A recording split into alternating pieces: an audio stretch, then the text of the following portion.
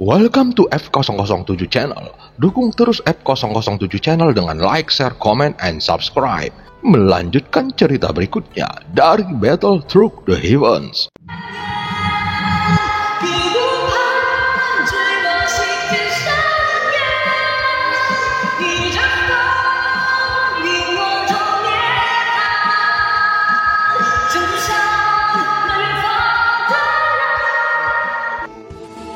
Selamat beraktivitas dan terima kasih atas dukungannya selama ini.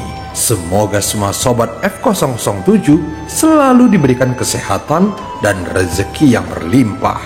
Amin ya robbal alamin. Pada part sebelumnya, setelah tiba di Istana Shu, ada sosok yang tampilannya mirip Wanji tiba-tiba muncul dan mulai menyerang. Setelah mendapatkan informasi dari Yongdong, Xiaoyan akhirnya dapat mengalahkannya. Melihat adegan ini, semua sosok yang ada di sekitar Istana Shu langsung terkejut dengan kekuatan yang ditampilkannya. Saat ini, Yang Hongshuan menarik nafasnya dalam-dalam dan teringat dengan kata-kata kejam yang pernah diucapkannya kepada Xiaoyan ketika dia mengejar si Xiao. Sebelumnya dia tidak pernah menyangka bahwa Xiaoyan merupakan makhluk yang begitu kuat. Setelah menonton pertarungan Xiaoyan, Yang Hongshuan sampai pada suatu kesimpulan bahwa kekuatan Xiaoyan telah melebihi imajinasinya. Apalagi dengan sikapnya yang tenang, dia dapat menghancurkan keabadian para dewa dengan mudah. Sayang sekali. Orang ini hanya ada dalam periode waktu ini. Jika aku bisa membawa mereka pergi, maka itu benar-benar dapat meningkatkan kekuatan tempurku. Xiaoyan menghela nafas diam-diam dan tampak berpikir. Alasan mengapa dia bisa membuat kesimpulan ini adalah karena baik Wanji maupun Wuli yang muncul di depannya tidak dapat dimasukkannya ke dalam cincinnya. Sehingga itu sudah cukup untuk menjelaskan masalahnya. Dan tentu saja dia tidak perlu menyia-nyiakan kekuatan merebut tubuhnya pada tubuh yang tidak bisa diambilnya. Yuyan pernah memberitahunya bahwa Master Jahat pernah meninggalkan avatarnya di sini. Dan tidak peduli apa kekuatan avatar ini. Yang Yuyan ingat bahwa itu pasti tidak biasa. Walaupun avatar itu muncul di dunia besar ini, baik orang kuat lainnya maupun Xiaoyan tidak akan mudah menggunakan kekuatannya untuk merebut tubuh tersebut. Lagi pula, sulit untuk menjamin bahwa itu nyata dan keberadaannya bisa dianggap sama dengan gerbang kuno yang untuk sementara seperti berada di sungai waktu yang panjang. Meskipun Wanji dan Wuli berada pada tahap pertama keabadian para dewa, namun kualifikasi mereka bukanlah yang dibutuhkannya. Bahkan jika Xiaoyan dapat merebut tubuh mereka dan membawanya pergi dari sini, mungkin akan sulit bagi keduanya untuk meningkatkan kekuatannya dalam waktu singkat. Adapun yang dibutuhkan Xiaoyan sekarang adalah avatar yang lebih berkualitas dan dapat terus berkembang seperti avatar dewa aslinya. Apa yang diinginkan Xiaoyan adalah avatar yang dapat merebut tubuh dan mengontrol ratusan avatar. Namun dari sudut pandang klan Jimmy, jika terlalu memiliki banyak avatar, maka itu sebenarnya bukanlah hal yang baik. Bagaimanapun jika tidak berhati-hati, mungkin dia akan menderita akibat dari avatar tersebut. Xiaoyan segera melambaikan tangannya dan terlihat sosok di dalam api yang telah menjadi arang hitam langsung berubah menjadi abu terbang lalu menghilang. Saat berikutnya, seberkas cahaya muncul dan itu hampir persis sama dengan seberkas cahaya yang muncul ketika penguasa istana dimusnahkan. Melihat fenomena ini, Xiaoyan segera mengeluarkan token reruntuhan kuno Dewa Abadi dan Iblis. Seperti yang dia duga, seberkas cahaya itu dapat diintegrasikan ke dalam token, tetapi segel emasnya sama sekali tidak berubah. Hah? Itu sebenarnya bisa membuat token reruntuhan kuno Dewa Abadi dan Iblis menjadi lebih lengkap. Adegan ini juga membuat Xiaoyan cukup senang, namun kemunculan pria kuat yang seperti itu lagi-lagi membuatnya cukup bingung. Xiaoyan segera mengalihkan pandangannya ke arah Yang Hongxuan, yang terakhir merasa seluruh tubuhnya terguncang dan tampak gemetar. "Kamu, kemarilah." Saat suara Xiaoyan keluar, wajah Yang Hongxuan langsung berubah pucat. Bagaimanapun, di depan Xiaoyan saat ini adalah nyala api yang belum padam, sehingga siapapun dapat merasakan suhunya yang kuat, bahkan jika berdiri jauh darinya. "Maafkan aku, sebelumnya junior ini buta dan bodoh." Yang Hongxuan yang mendekat langsung mengepalkan tinjunya dan mengangkat tangannya ke arah Xiaoyan dengan penuh hormat. Tentu saja dia takut Xiaoyan akan marah dengan tindakannya sebelumnya. Dengan kekuatannya, dia merasa Xiaoyan dapat membunuhnya dengan sangat mudah. "Apakah kamu baru saja melihat orang itu? Atau apakah dia sudah ada di sini sejak kamu ada di tempat ini?" Xiaoyan tidak menanggapi kata-kata Yang Hongxuan dan langsung bertanya hal yang ingin diketahuinya. Tidak, aku baru saja melihatnya.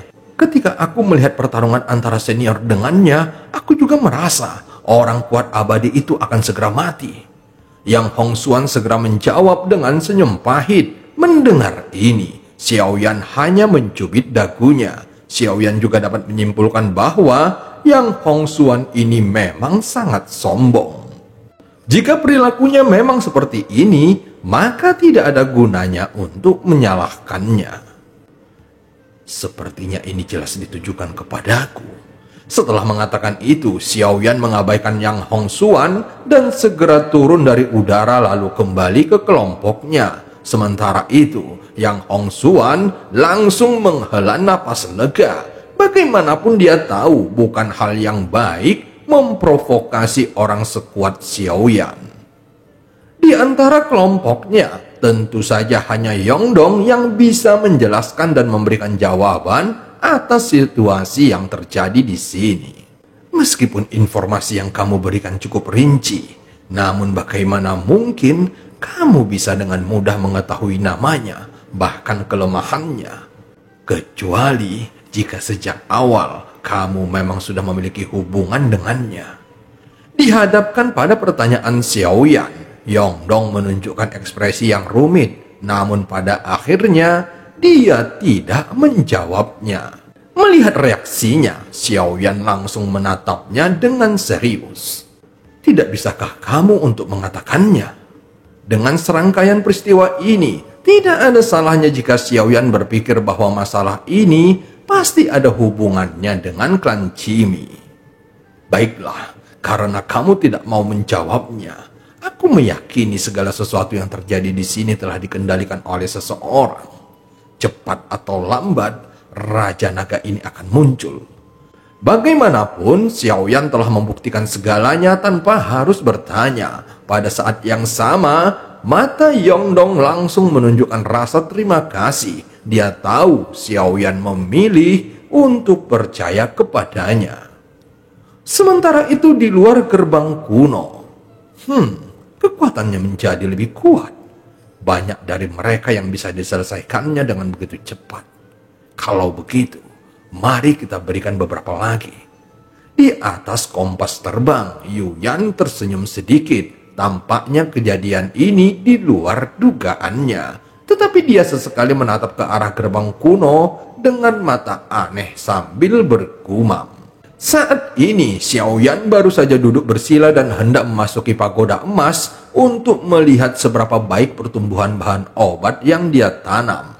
Namun sebelum melakukannya, dia tiba-tiba membuka mulutnya. "Apakah kamu masih tidak mau mengatakannya?" Kali ini, Xiaoyan bahkan tidak repot-repot untuk berbicara omong kosong lagi dan memilih untuk bertanya secara langsung. "Apakah kamu tidak tahu rahasia sosok di belakangnya?" Menghadapi tatapan tajam Xiaoyan, Yongdong masih tersenyum pahit dan hanya menggelengkan kepalanya. "Itu tidak masalah. Kalau begitu, bunuh saja sebanyak mereka datang." Bagaimanapun setelah membunuh mereka, maka seberkas cahaya akan muncul lagi dan Xiaoyan akan menggunakannya untuk melengkapi token reruntuhan kuno dewa abadi dan iblis. Xiaoyan tiba-tiba teringat sesuatu. Bagaimanapun sosok ini adalah satu-satunya yang berjanji kepadanya untuk membantunya mendapatkan token reruntuhan kuno dewa abadi dan iblis yang lengkap. Namun Xiaoyan tampak tidak sanggup ketika sosok cantik itu muncul di dalam benaknya. Aku tahu itu pasti dia. Mulai sekarang aku harus berpura-pura tidak tahu. Meskipun itu bukan niat buruk, namun wanita ini tidak punya niat baik dan setiap perhitungannya hampir terlukis di wajahnya. Xiaoyan hanya merasa bahwa dia jelas tidak sederhana. Dia juga merasa aneh mengetahui ada wanita yang menggunakan metode berkultivasi ganda untuk meningkatkan kekuatannya. Jika dia mengabulkan permintaannya, maka rasanya pasti berbeda saat dia melakukannya dengan istrinya sendiri. Xiaoyan juga berpikir bahwa barang yang ingin diambilnya mungkin tidak berwujud dan itu pasti sangat bermanfaat baginya. Jika tidak, bagaimana mungkin dia bisa begitu gila?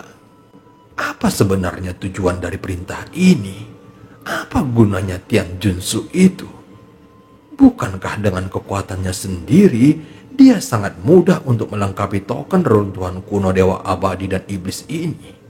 Mengapa dia membutuhkan banyak orang kuat dan mempercayakan kepada orang lain sehingga membuat banyak masalah?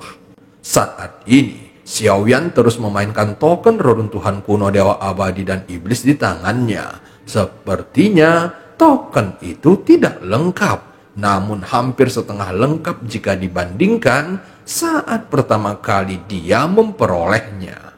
Mungkinkah yang harus kudapatkan bukanlah token reruntuhan kuno dewa abadi dan iblis yang lengkap?